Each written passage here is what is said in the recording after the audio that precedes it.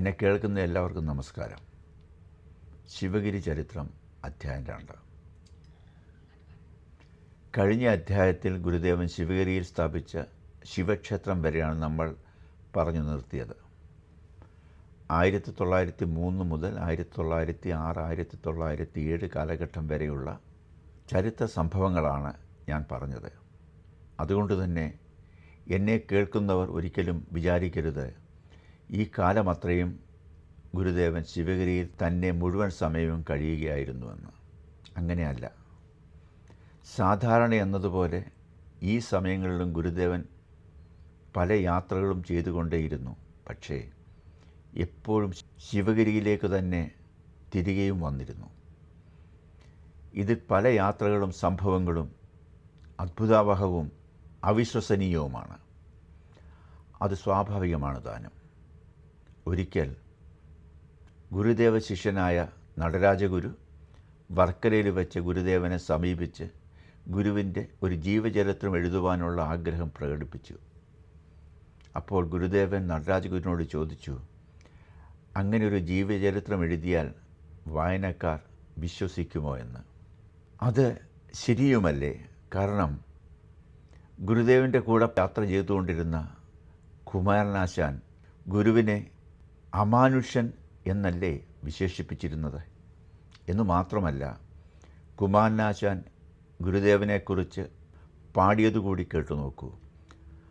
അണകവിയും നഴലാഴി ആഴുമെന്നിൽ പ്രണയമുദിച്ചു കവിഞ്ഞു പാരവശ്യാൽ അണികരമേകി അണഞ്ഞിടുന്ന നാരായണ ഗുരു നായകൻ എൻ്റെ ദൈവമല്ലോ.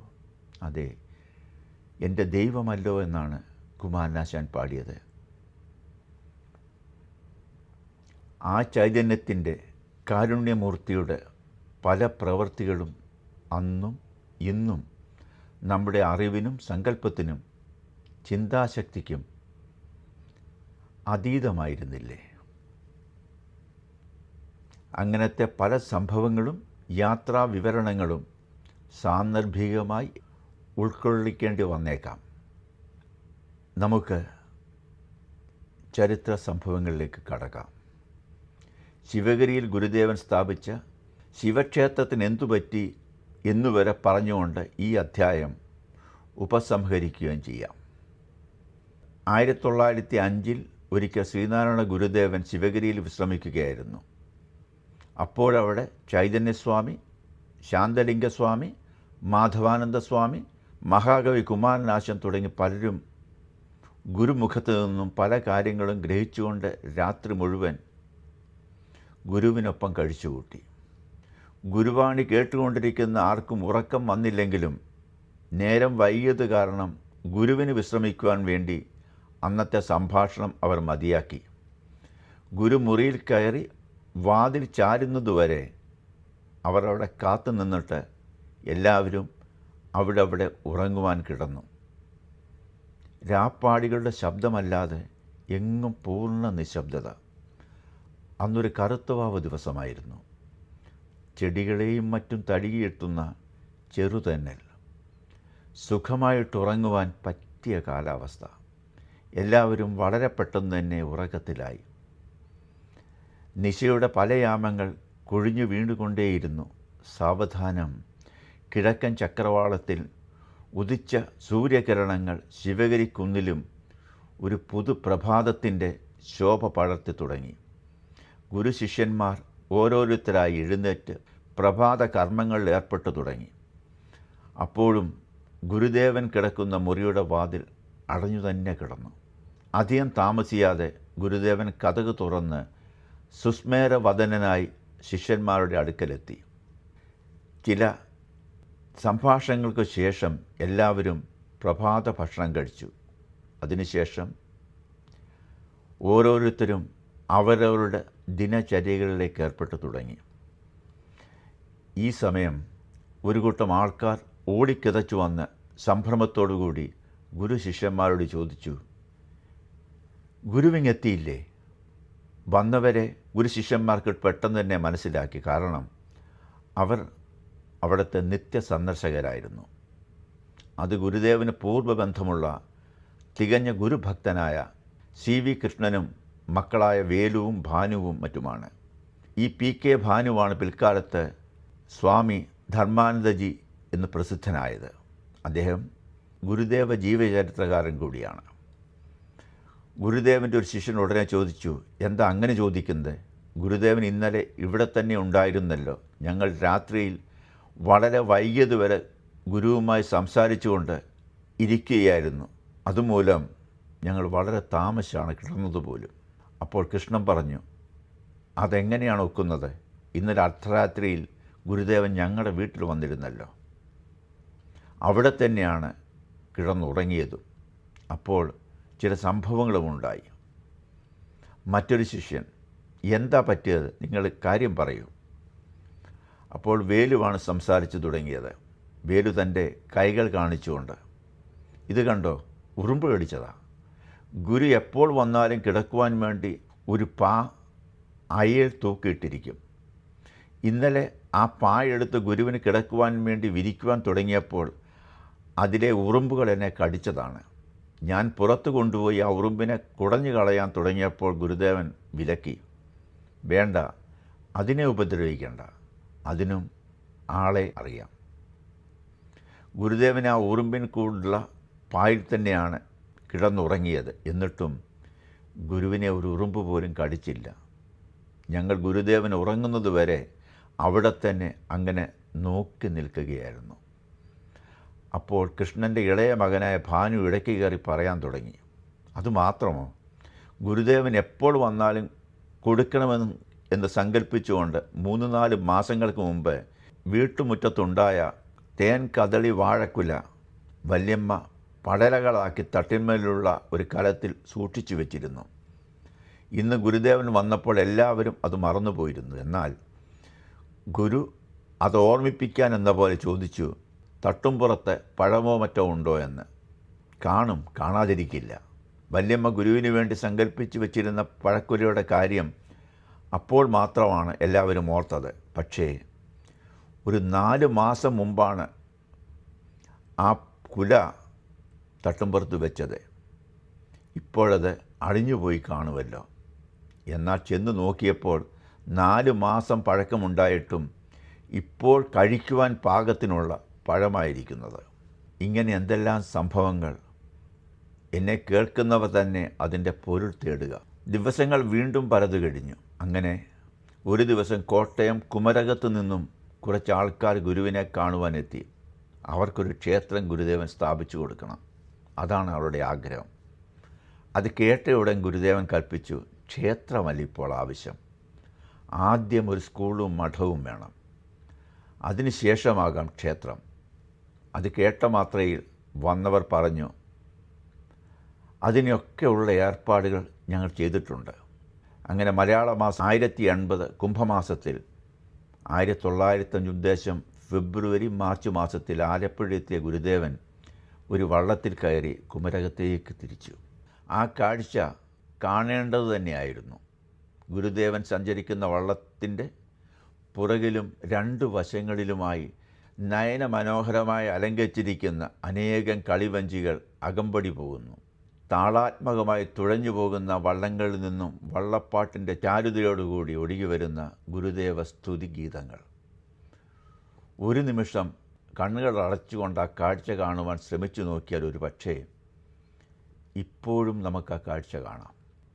കായലോളങ്ങൾ തഴുകി ഒഴുകി വരുന്ന ഒരു വള്ളത്തിൽ അഗാധതയിലേക്ക് നോക്കിയിരിക്കുന്ന ശ്രീനാരായണ ഗുരുദേവൻ്റെ മംഗളസ്വരൂപം. ഇടയ്ക്കിടയ്ക്ക് ഗുരുദേവനെ ഒന്ന് തൊടാനെന്ന പോലെ തുള്ളിച്ചാടിയെത്തുന്ന വെള്ളത്തുള്ളികൾ, തുഷാരകിരണങ്ങൾ പോലെ ആ ജലതുള്ളികൾ സൂര്യകിരണത്താൽ എത്രയെത്ര വർണ്ണങ്ങൾ ആ പുണ്യശരീരത്തിൽ മാറി മാറി പകർന്നു നൽകുന്നു. ചെറുതിരകളാൽ താരാട്ടിൻ്റെ സൂക്ഷ്മത പോലെ തുള്ളിക്കളിക്കുന്ന കളിവള്ളങ്ങൾ ഒഴുകി ഒഴുകി ആ ചെറുവള്ളങ്ങളുടെ കൂട്ടങ്ങൾ കുമരകത്തേക്കെത്തുന്നു. അത് നോക്കൂ, ജാതിമത ഭേദമന്യേ അനേകം ആൾക്കാർ ഗുരുദേവനെ ഒരു നോക്ക് കാണാൻ, ഒന്ന് തൊഴാൻ, ആ മധുരവാണി ഒന്ന് കേൾക്കാൻ തിങ്ങി നിറഞ്ഞു നിൽക്കുന്നു. കരയിലിറങ്ങിയ ഗുരു അവിടെ നിന്ന് എല്ലാവരെയും ഒന്ന് നോക്കി അനുഗ്രഹിച്ചതിന് ശേഷം തനിക്കിരിക്കുവാൻ ഒരുക്കി വച്ചിരിക്കുന്ന മഠത്തിലേക്ക് പ്രവേശിക്കുന്നു. അവിടെ ഗുരുദേവന് വേണ്ടി തയ്യാറാക്കി വച്ചിരിക്കുന്ന കസേരയിൽ ആ മംഗളമൂർത്തി ഉപവിഷ്ടനായി. ജനങ്ങൾ മുഴുവൻ ഗുരുവിൻ്റെ അടുക്കൽ തന്നെ. ക്രിസ്തുദേവൻ്റെ ഒരു ഭക്തൻ്റെ വീട്ടിൽ നിന്നും ആ ഭക്തൻ തന്നെ കൊണ്ടുവന്നതായിരുന്നു ഗുരുവിനിരിക്കുവാൻ വേണ്ടിയുള്ള കസേര. ഇന്നും ആ കസേര ഒരു പൂജാവസ്തു പോലെ അവരുടെ ഭവനത്തിൽ സൂക്ഷിച്ചിട്ടുണ്ട്. എന്താണ് അപ്പോൾ ജനഹൃദയങ്ങളിലുള്ള സ്ഥാനം ഗുരുദേവൻ്റെ, അല്ലേ? ഒന്ന് ഓർത്തു നോക്കൂ. മറ്റു ചില സംഭവങ്ങൾ കൂടി അന്ന് അവിടെ നടന്നു.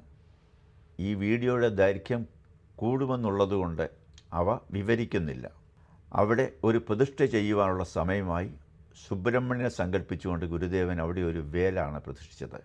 സുബ്രഹ്മണ്യൻ്റെ ഒരു ഫോട്ടോയും സമീപത്ത് വെച്ചു. അതാണ് കുമരകത്തെ പ്രസിദ്ധമായ ശ്രീ കുമാരമംഗലം സുബ്രഹ്മണ്യ ക്ഷേത്രം. കാലാന്തരത്തിൽ അവിടെ സുബ്രഹ്മണ്യ പ്രതിഷ്ഠയുണ്ടായി. ആ കളിവള്ളങ്ങളുടെ ഓർമ്മയ്ക്കായി എല്ലാ വർഷവും ഓണത്തിന് ചതയം നാളിൽ പലവിധ വള്ളങ്ങൾ പങ്കെടുക്കുന്ന വള്ളംകളികളായി വിദ്യാഭ്യാസ സ്ഥാപനം സ്കൂളും കോളേജുമായി. അതുപോലെ തന്നെ ഒരിക്കൽ മറ്റൊരു കൂട്ടം ഭക്തരുടെ ആഗ്രഹപ്രകാരം ഗുരുദേവൻ തലശ്ശേരിയിലെത്തി. അത് 1081 ധനുമാസത്തിൽ, അതായത് 1906 ഏതാണ്ട് ഡിസംബർ മാസത്തിൽ. അവിടെ നിന്നും തിരിച്ചു പോരുന്നതിന് മുമ്പേ അവിടെ ഒരു ക്ഷേത്രത്തിന് കുറ്റിയടിച്ചു.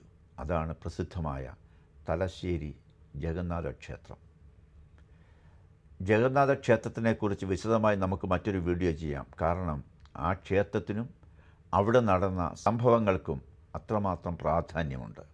അതുപോലത്തെ മറ്റൊരു യാത്രയ്ക്കൊടുവിൽ ഗുരുദേവൻ ശിവഗിരിയിൽ തിരിച്ചെത്തി. സ്വാഭാവികമെന്ന പോലെ ശിവക്ഷേത്രത്തിലുമെത്തി.